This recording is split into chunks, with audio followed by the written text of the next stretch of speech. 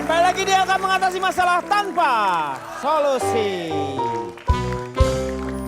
Sekarang saya mau tanya Pak Jarwo nih, Pak Jarwo kan penikmat teh. Oke, teh apa yang paling Bapak suka? Macam-macam tuh Pak Denny. Hah? High tea. High tea. Oh, high tea. Iya. Luar biasa. Tapi sebelumnya saya akan memperkenalkan diri Boleh dulu. silakan. Pak Jarwo dari mana nih? Saya ini dari celoteh banyak isi. Oh, disingkat? Teh basi. Oke.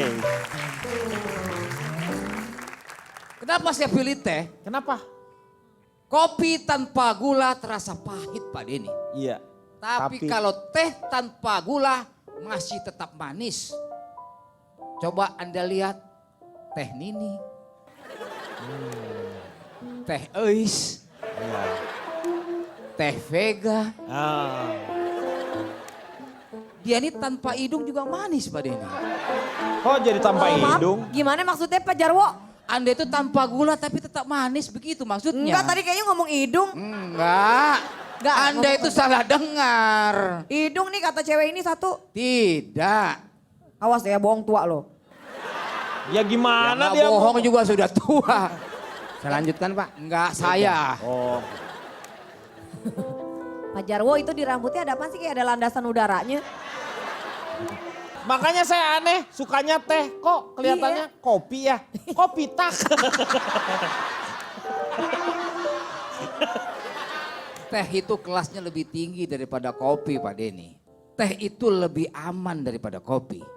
Selama ini kita minum teh belum pernah kita bertemu dengan teh rasa sianida. Belum pernah ada.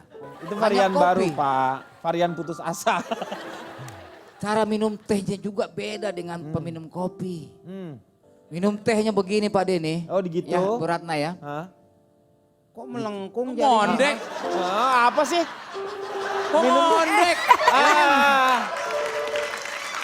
Pak Jarwo aku belain, itu bukan ngondek. itu bukan ngondek. Itu megang cangkir gitu. Begini Pak Denny. Oh dipegang gitu terus? Dengan penuh dengan Mesra. bukan.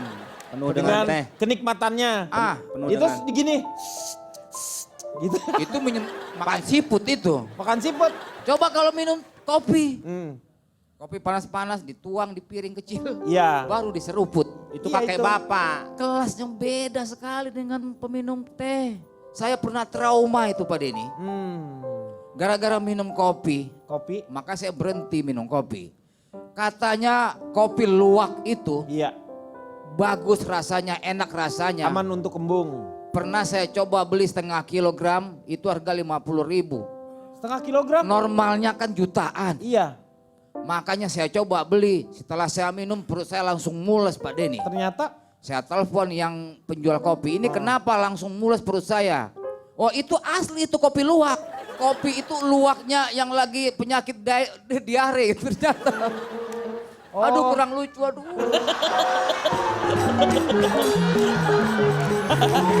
Apalagi keunggulan teh. apa keunggulannya? Teh itu menjadi tolok ukur dari kemajuan sebuah bangsa Pak Denny. Bangsa ingin maju, tolok ukurnya adalah teknologi. Oh. Teknologi.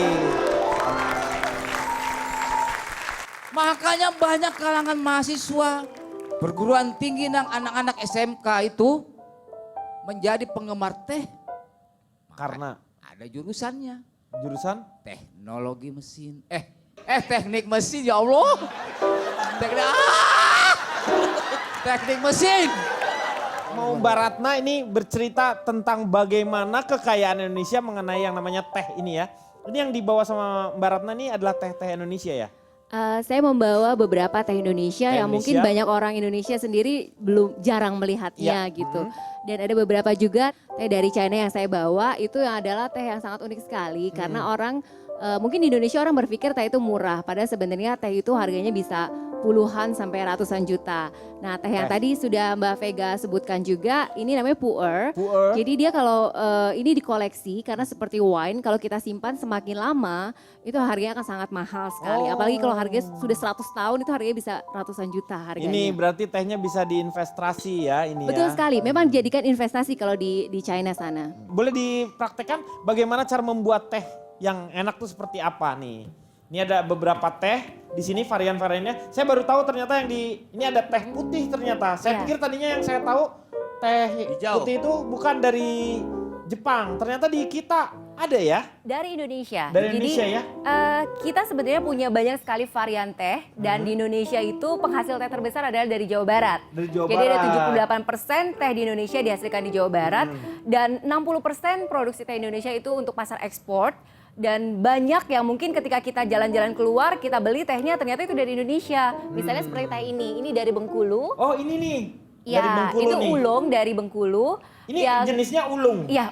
Nah ini Iya. tehnya di Bengkulu dijual, ditanam di sana, dijual ke Taiwan dan di sana ketika tidak disebutkan dari Indonesia. Jadi kalau jalan-jalan ke Taiwan beli teh Taiwan Ulung bisa ini ya? jadi sebenarnya dari Bengkulu. Ternyata dari Indonesia. Iya. Nah tadi saya cerita yang pu'er, ini adalah yang pu'er. Oh ini pu'er itu. Oh ini teh pu'er. Jadi memang nih. dia dikompres seperti ini dan dia bisa disimpan dan harganya bisa sangat mahal kalau sudah berpuluh-puluh tahun. Nggak takut berjamur ini? Justru itu jamurnya itu. Oh jamurnya itu Yang dimasak spesial. pakai telur.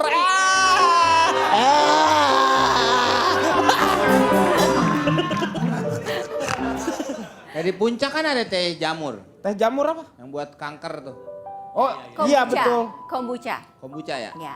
Ada satu teh juga saya nggak bawa namanya Oriental Beauty karena memang bentuknya juga sangat cantik sekali dan yang unik dari teh ini dia daun tehnya itu harus digigit oleh satu jenis wereng. Ya. Oh, jadi kita harus pelihara warangnya juga ya? Ya. Oh, ini. Jadi dia ada 3 warna, ada yang putih, kemudian ada yang warnanya seperti keemasan dan warnanya hitam. Coklat. Nah, jadi prosesnya ketika orang itu menggigit tehnya, jadi tehnya itu sedikit sobek ya. Nah, ada juga air liur dan Air liur dari wereng ada itu? dari werengnya yang akan memberikan menjadi reaksi enzimatis dengan si daun teh tersebut. Kenapa? Dan ini sangat mahal sekali. Harganya bisa 8 sampai 10 juta untuk 1 kilonya. 1 kilonya? Iya, Oh, dan ini iya. hanya dalam 1 tahun itu hanya diproduksi pada satu musim tertentu ketika memang banyak warangnya tersebut. Dan ini sangat disukai sekali di Eropa karena itu mendapatkan namanya Oriental Beauty. Jadi sebenarnya macam teh itu ada banyak sekali. Kalau kita tadi di kopi ada Robusta dan Arabica, Iya. kalau di teh itu ada namanya Camellia sinensis varian sinensis dan ada Camellia sinensis varian Assamica. Oh penemunya Ebit GAD. Iya, iya. Karena ada Camellia 1, Camellia 2, Camellia 3. Nah iya. Ya, nah jadi dari 2 varian itu Ini yang putih. ya, Ini. ada klonnya juga banyak sekali. Dan di Indonesia itu pusat pengembangannya ada di Gambung, namanya Pusat Penelitian Teh dan Kina yang meneliti dan menghasilkan banyak sekali klon-klon teh. Nah ini adalah asli klonnya dikembangkan di Indonesia. Jadi teh putih yang dihasilkan di Indonesia ini di Jawa Barat punya karakter rasa dan aroma yang beda sekali dengan teh putih dari negara lain. Oh. Jadi kita bisa bilang ini adalah teh khas Indonesia. Ini juga ada berapa derajat? Betul. Kalau untuk teh putih itu kita seduh dengan suhu 75 sampai 80 derajat. Jadi jangan terlalu panas karena kita juga ingin tetap keep antioksidan di dalam teh itu tetap terjaga. Kalau teh itu diseduh dengan suhu air yang terlalu tinggi, dia akan mengurangi kadar antioksidan yang terkandung di dalamnya. Oh, Jadi gitu. untuk teh putih, teh hijau jangan diseduh dengan air yang terlalu panas. Mbak Ratna biasanya teh itu diseduh, biasanya seduhan pertamanya biasanya dibuang dulu ya? Betul sekali. Yang Nah, berikutnya? terutama itu adalah untuk teh yang bentuknya masih daun yang utuh. Tapi kalau teh yang bentuknya serbuk seperti Udah ini, seperti ini sih itu tidak langsung perlu. bisa, ya. Kenapa yang daun itu harus kita buang dulu Buang seduhan dulu. yang pertama untuk menyiapkan si tehnya tersebut. Jadi daun ini dia akan sedikit membuka dulu sehingga dia benar-benar sudah siap untuk mengeluarkan aroma dan rasanya. Oh. Jadi seperti ini Setelah itu baru ditinyuh ya. dibuang. Ini bukan Seduh. sulap. Ah, seduh. Ya, maaf Ini bukan saya pakai sulap, bahasa jadi Prancis tinyuh. tidak hilang. Lalu kita baru masukkan lagi. Dan seperti juga tadi Mas Mirza, ini juga kita harus diputar. Kenapa?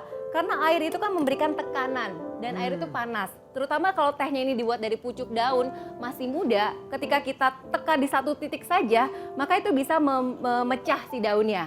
Jadi daun teh itu harus tetap terjaga supaya ketika dia diseduh itu aroma dan rasanya bisa keluar dengan maksimal. Nah, waktu juga sangat penting Oh, sekali dia dalam pakai menyeduh waktu. teh. Upacara minum teh tidak menggunakan ini. Iya, betul. Tapi kalau misalnya untuk belajar, untuk kita bisa tahu benar-benar supaya presisi, Supaya jadi kita ini bisa ya, pakai latihan ya, untuk latihan, kita jadi menggunakan kita waktu. tahu. Nah, untuk teh putih ini kita cukup lama, 4 sampai 5 menit karena dia masih berbentuk pucuk. Jadi kalau dibilang pucuk daun, Oh, jadi itu harus seperti lama ini. ya? Iya, karena dia pucuk yang masih muda sekali, jadi dia butuh waktu untuk bisa keluar aroma dan rasanya. Tapi kalau untuk teh hitam yang serbuk seperti ini, itu 2-3 menit sudah cukup. Jadi sulitnya belajar teh itu adalah variannya ada banyak sekali. Dan setiap varian itu memerlukan satu teknik sendiri dalam menyeduhnya. Jadi ya nggak semuanya diseduh sama ini gitu. Ya, ada jadi beda-beda. aturan-aturannya tersendiri Ada yang harus supaya turun menikmatinya maksimal. Kalau teh celup katanya nggak boleh terlalu lama katanya. Ya, semua teh itu tidak boleh terus-terusan Diangkat langsung. Ya harus. Jadi kalau misalnya di teko itu harus langsung kita tuang. Nah kalau yang seperti ini masuk saringannya setelah selesai, misalnya untuk teh hitam 2-3 menit, untuk teh langsung hijau angkat. langsung diangkat. Oh gitu.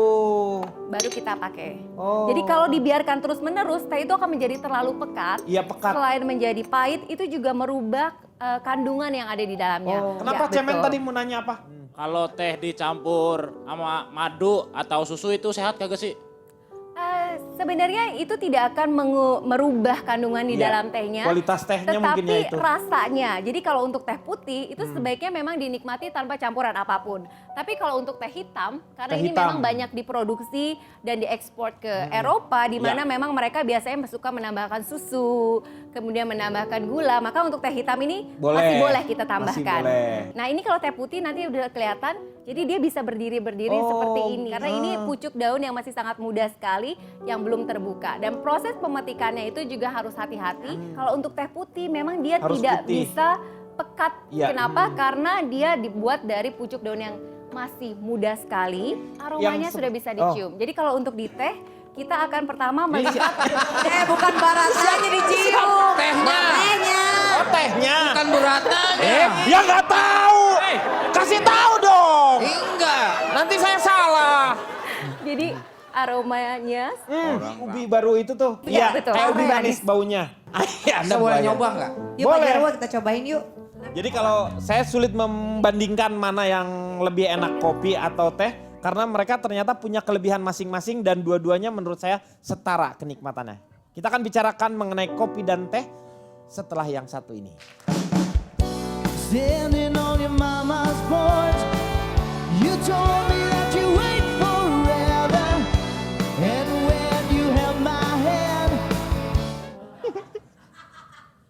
Oh, Mas Mirsa ini kayaknya penemu vakum ya? Iya sedotannya kayak vakum.